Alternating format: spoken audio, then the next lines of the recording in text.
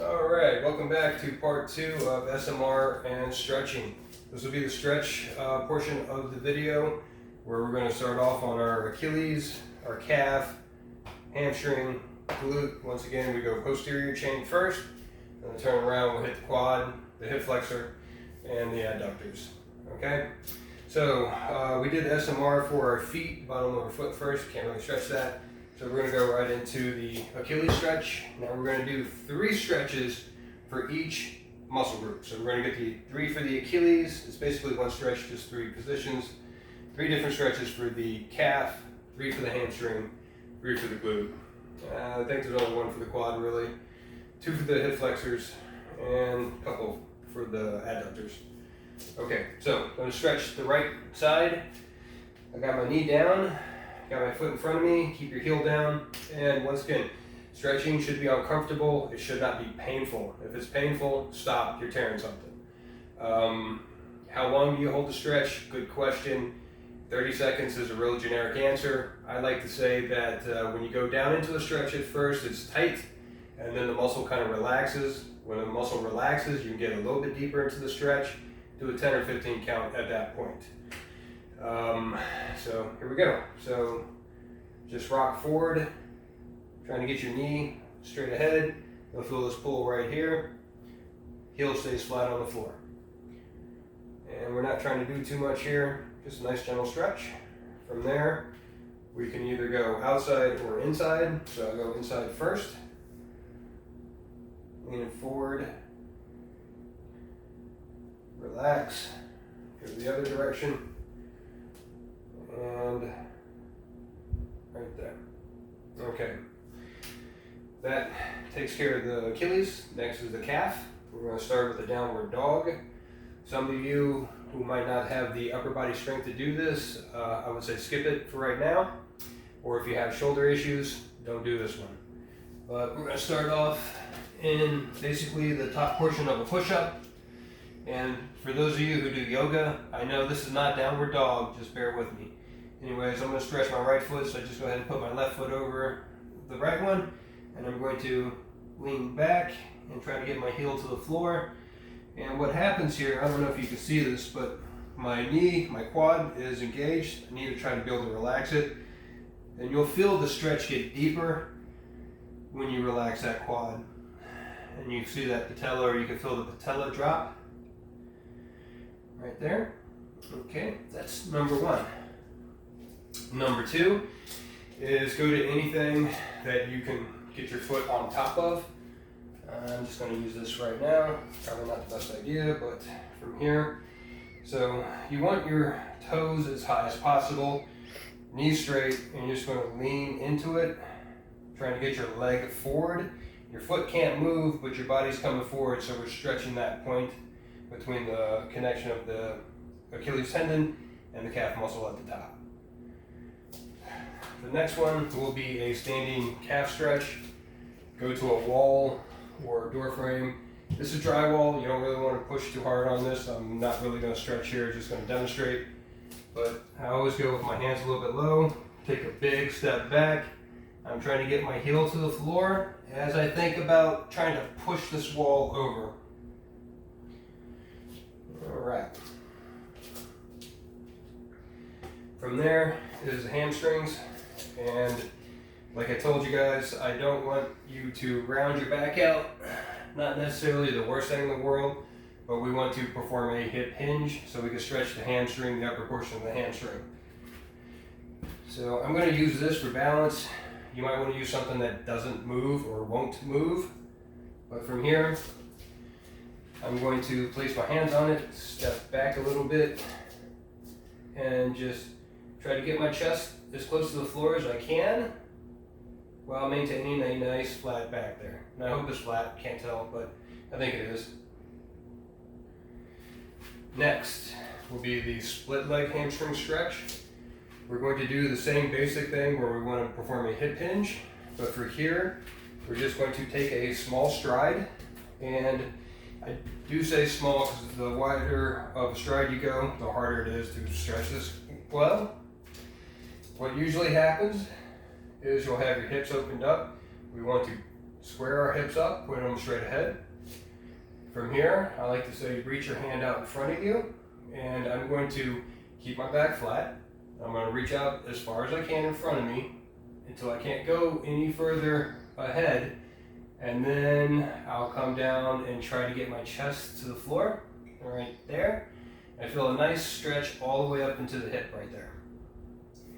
What you can do also if you have IT band tightness is now imagine trying to get this hip over here down to the floor.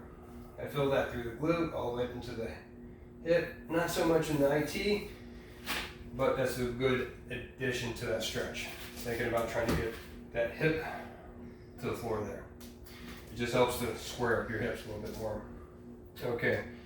The third stretch with this was basically the same thing, but I wanted to go with an elevated foot. Don't have anything except for that, so I'm going to come up, place my foot on top of it.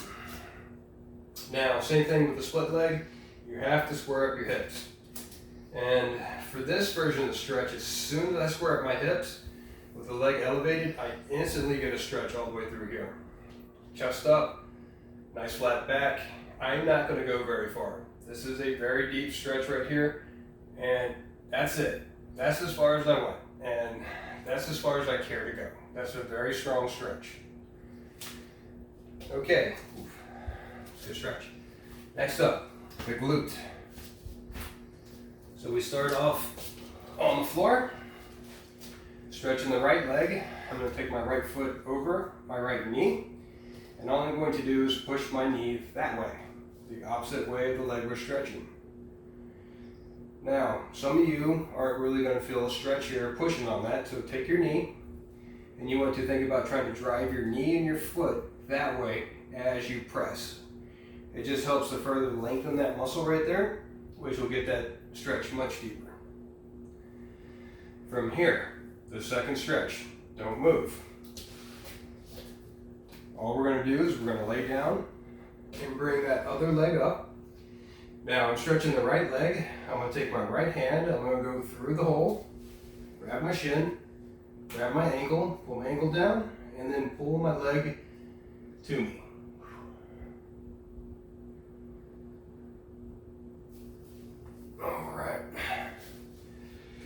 And then the third stretch is going to be, we can either do pigeon from yoga or the 90-90 stretch. So basically the same thing. I'm just going to go with the 90-90 stretch first. Basically, if I'm chest is straight ahead, my thighs should be straight ahead, and then 90 degrees to the side. The other leg should be roughly 90 degrees out, straight back. From here, if you round your back out, you're not doing anything. You got to keep your back straight, chest up high, and I'm going to reach out in front of me, and right about there is a really deep stretch in that glute. Okay, next up, the quads. Really only one way to stretch the quad. Boom, right here. Everybody knows this one. A little bit of a play on this stretch would be, I think it's called Royal Dancer, where we try to get the leg back further behind us. So we end up doing a hip flexor and quad stretch at the same time. Speaking of hip flexors, we're going to go ahead down to one knee. Now if you have a hard floor here, you might want to double up your mat, because that floor was actually hurting my knee earlier. Okay, so one of the keys here, we want to start off in a position where our knee is behind our hip. From there, we're just in a kneeling position. I'm going to push my hips forward, and I already feel a stretch through here. But then I'll place my hand on my hip, and I'm going to, I don't want you to arch your back, but instead I'm trying to get my torso back. And right there I feel a little pull from my abs, my stomach, all the way down. If I wanted to get this stretch even deeper, we're going to start with the same thing. Get the hips forward, and then bring the arm up, and that is a much deeper stretch. And to make this even deeper, I'm going to lean back and away from the leg I'm stretching. Oof. Okay, And then last but not least, the adductor stretch, groin muscles. So we can do a butterfly. We're going to try to get our feet as close to us as possible. You see your knees are popping up right there. You're going to take your elbows and you're going to push down on them. It's a very uncomfortable stretch, one of my least favorite, and it is not feeling very good, but very important. It's probably the one muscle group that I don't stretch hardly at all. Another stretch that you can do would be a typical side lunge.